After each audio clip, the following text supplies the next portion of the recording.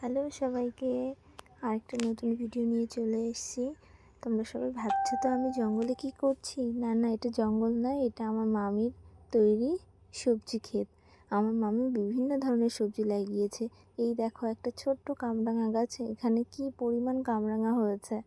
আমার মামি এখন সবজি পাড়ছে, এই সমস্ত সবজি আমাকে দিয়ে দেবে বাড়িতে আনার জন্য। এদিকে আমার দিদিভাই পেয়ারা পাড়ছে। আর এই যে আমার ছোট্ট বাবাটা, আমি রেডি হয়েছি দেখে ও ভাবছে যে হয়তো মিমি এখন চলে যাবে, ওর মনটা খারাপ হয়ে গেছে।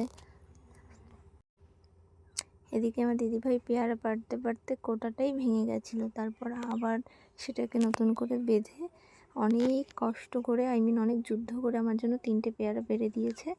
তারপর সবাইকে টাটা করে আমরা বেরিয়ে এসেছি।